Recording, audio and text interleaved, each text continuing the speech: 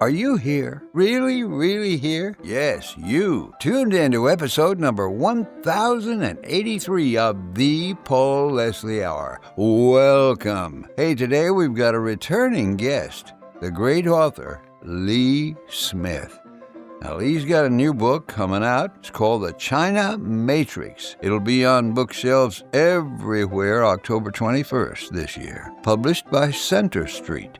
Hey, be sure you tell a friend about this episode. Share it where you can, all right? And with that, we bring it in. The always riveting Mr. Lee Smith. Well, folks, I am so pleased to be joined again by a phenomenal writer. Lee Smith is the author of the upcoming book, The China Matrix, the epic story of how Donald Trump shattered a deadly pact. I'm not trying to brag or anything, but I did get an advance copy of this book. I'm reading it right now. Lee Smith, thanks so much for joining us. Thank you, Paul, and I'm glad you do have an advance copy of the book, and I'm even happier to hear you're reading it. Well, I want to start out and talk about a somewhat adjacent topic. Okay. Some people may be following you on Twitter. If they're not, please give Lee Smith a follow. Something that's been in the news lately regarding the Palestinian leaders and their visa being rejected. Yes. Senator Marco Rubio citing security concerns, of course. I suppose to me, it seems like it's kind of a departure from the previous administration where with a lot of foreign countries, it seemed like just anything went. Yeah. What's your take on this? Well, I'm very happy that the Secretary of State is doing this. And of course, it's the Trump administration. So the president is behind this as well. Yeah, I mean, I think the administration is also one of its priorities is its deportation campaign to get rid of people who don't belong here. And at the top of that list are criminals, terrorists, and terror supporters. And so at the very least thing we want to do is keep them out. The Palestinian Authority not only supports terror rhetorically, they also pay for terror. Remember that the different people who are imprisoned in Israeli jails for killing Israelis or killing Americans or killing others, their families are rewarded. Their families are paid by the Palestinian Authority. So that's only one way in which we know that they promote and fund terrorism. Look, there are other pro-Palestinian terror supporters who are still in this country, like this guy, Mohsen Madawi, who's basically boasted about the number of family members. This is one of the Columbia University activists. And, he's been protected by federal courts. So this is a big problem. And I hope the Trump administration can get these guys out of the United States as well. But in the meantime, it's very excellent that they can keep PA officials out of America. I do want to get into China, but just one more thing about that. If you're to look on X and you're going to look at any number of podcasters that are out there, you're going to hear all kinds of information about Palestine. And one of the things that you're going to see is, some people, they depict this as a place that's just torn in between two bad countries, the USA and Israel. That's their take, not mine. And there's so many of these so-called conservative voices that are out there on Twitter, and they're making these bizarre and frequently unsubstantiated claims. It can be difficult to know who is a credible source. Who have you found to be credible, Lee? On among the podcast community, I guess is the way to talk about it. None of them. I mean, I think that podcasting, especially podcasting on the right, is just an entirely destructive endeavor. And, one of their right now, one of their financial models is to attack Jews. It's to be anti-Israel, publish anti-Jewish content. So none of those people on the podcast are credible. So Lee, what was it that inspired this book? What made you think that China in particular would be an interesting subject to tackle? Well, it's actually Donald Trump. Donald Trump is the first president who's made China his focus. We've had lots of people promise, we have to hold China accountable. We have to keep up with China. They're a strategic rival. No, they're a competitor. No, don't dare say they're an enemy. Look, and so Trump is And Trump has been talking about China since 2000. Now, Trump is not the only American who said that China is a problem. There's been lots of people on the right and the left who have said that China is trouble for the United States in a whole bunch of different ways. But Trump is the first president, and as president, he has more influence, say, than congressmen or senators or newspaper columnists or media figures or even celebrities. Look, Richard Gere has been saying this for a long time. He's a very strong promoter of Tibetan independence. Tibet is only one place where China has shown their absolute cruelty and viciousness. I mean, the way that they treat the United States is also cruel and vicious. And COVID comes to COVID comes to the top of the list on that count, right? I mean, I don't know whether it was the Chinese intentionally leaked it. I mean, it's possible, but it's going to be hard to ever get any information on that. But what we do know is that the Chinese lied. They lied about the nature of transmission. They lied about its origins. Of course, they had lots of help on the American side. But again, look at all the suffering that Americans went through because of COVID. So I thought it was very important to really give a detailed explanation of what's happened since 1972, because that's the origins of the U.S.-China relationship. When Henry Kissinger and President Richard Nixon visited the city that was then called Peking, now Beijing, and opened up relations with China, this was a foreign policy move that was greatly celebrated at the time. And Donald Trump, my interview with the president is how the book opens, also how the book closes. And Donald Trump says, no, it was not a good idea. And we see everything that's happened since. A lot of people like to talk about Taiwan. And of course, Taiwan is important. But Taiwan is a function of the worst aspects of the U.S.-China relationship. The reason the Chinese military is so powerful is because of the enormous trade deficit that we've been running with the Chinese for many, many decades, and which absolutely spiraled out of control when the Clinton administration, then the George W. Bush administration, got the Chinese into the World Trade Organization. I mean, that represents trillions of U.S. dollars that they have and they shouldn't have. And that money was used to build their military. That money was used for tech. That money is still being used for AI. So again, the book is the story about how American elites have partnered with Chinese Communist Party elites, and together they have impoverished Americans and endangered our national security. That's the book. Well, I mean, it's a heroic story because Donald Trump plays the protagonist, right? He's the one who says, here's the problem. Now we have to fix this. And I know a lot of people right now are concerned. They don't know which way the tariff regime is going or whether the president is really serious about taking on China or not. I'm quite certain that this is a cornerstone of his legacy. And he does not believe that he can leave the United States, the country he loves, the country he's twice been elected to lead, to the devices of the Chinese Communist Party. As it is right now, Lee, how much power do you think China has over us? China has a tremendous amount of power because of our corporate elites. Our corporate elites they've partnered with the Chinese. They're making tremendous amounts of money. It's very important for people to understand when we talk about the trade imbalance, right? When we talk about who Trump is tariffing exactly, when he's imposing tariffs on China, right? What we're talking about are American companies and other Western companies, mostly Western companies, that have moved their manufacturing base to China. Then China exports that stuff, American companies, the stuff made by American companies, exports it back to the United States.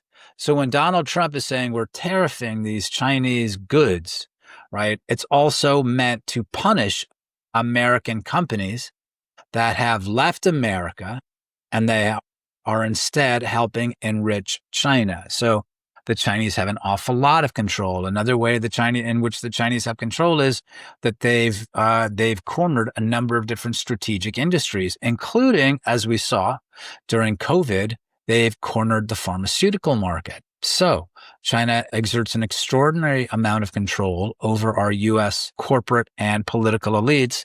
And that's really why Trump is so important. The fact that he's long expressed contempt for the same cohort of people. And he's in position to break away from it and take on both those elites as well as the Chinese Communist Party. And that's what the tariff regime is about.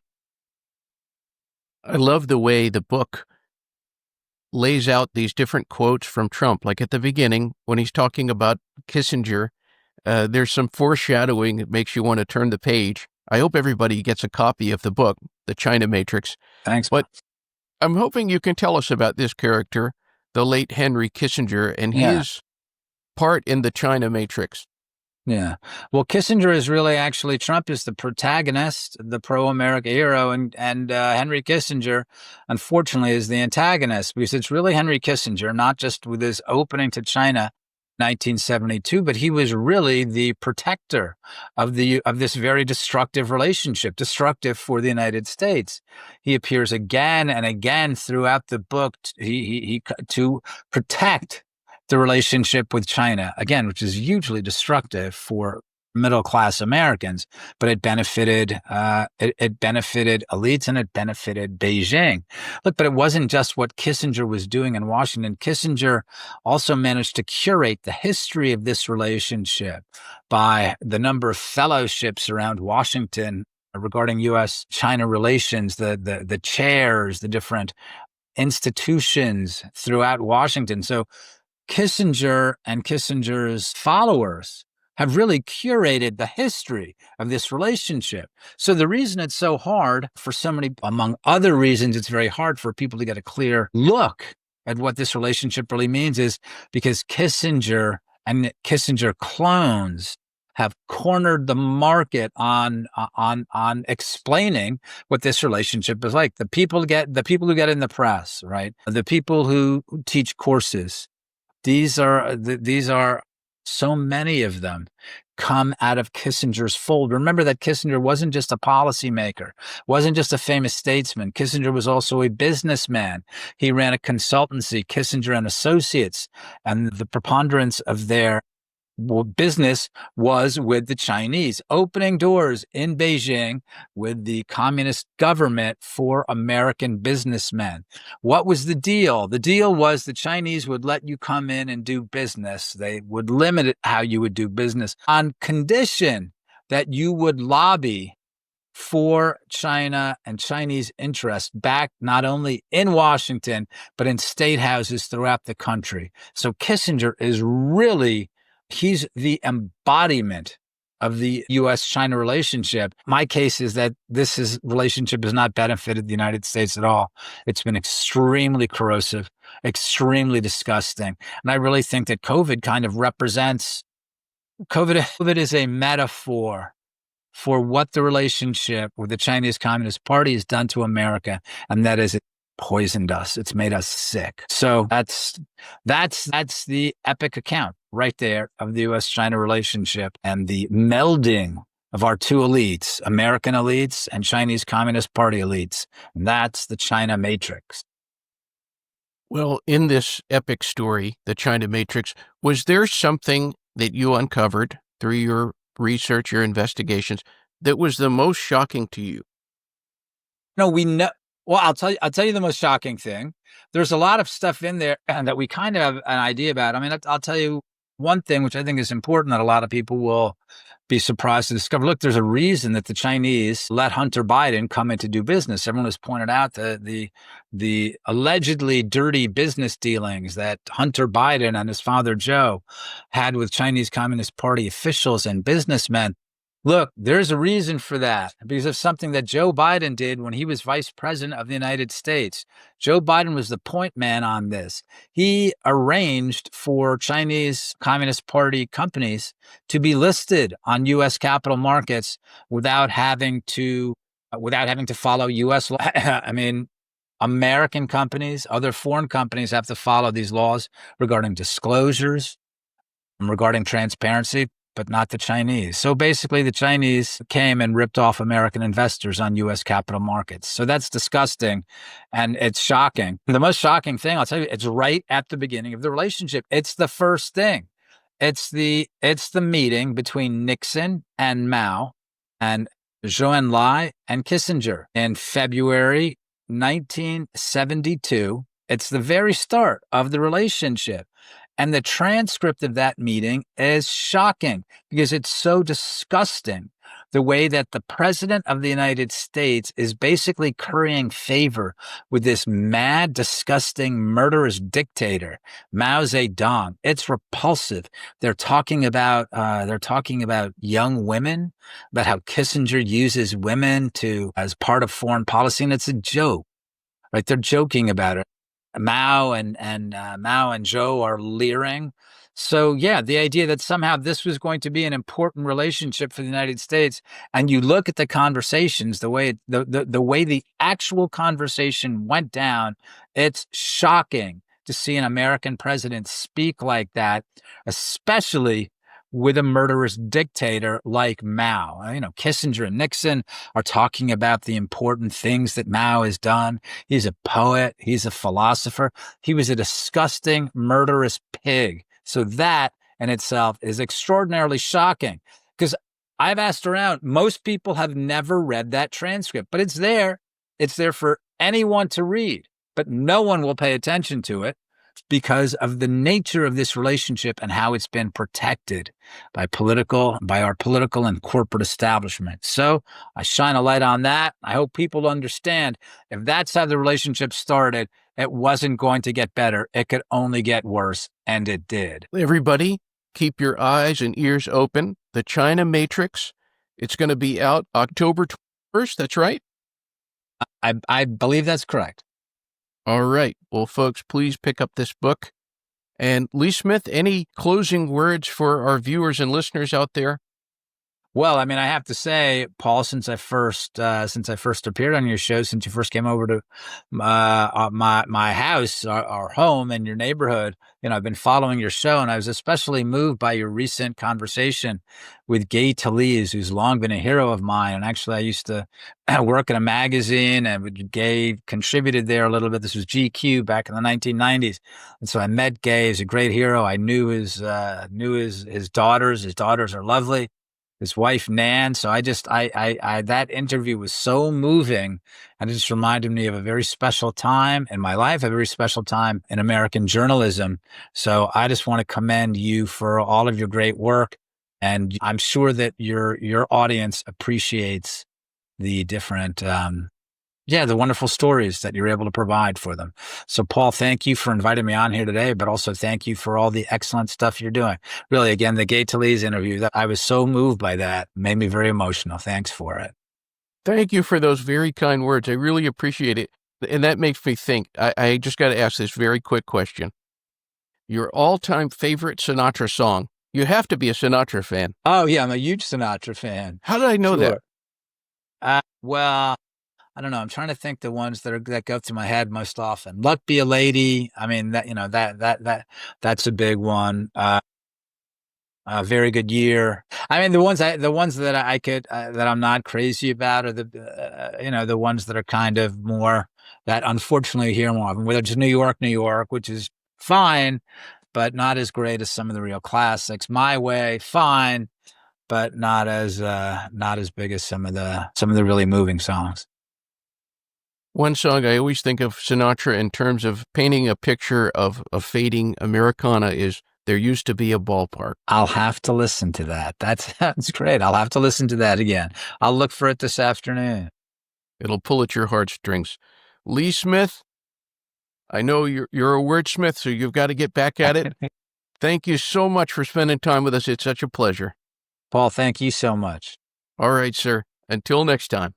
The Paul Leslie Hour is made possible by people like you, listeners, viewers. Please go to thepaulleslie.com/support, and you'll know what to do when you're there. Thank you. Thank you, everyone who contributes. Performance of The Entertainer intro song by John Primorano. And of course, This is your announcer speaking. See you next time on the Paul Leslie Hour.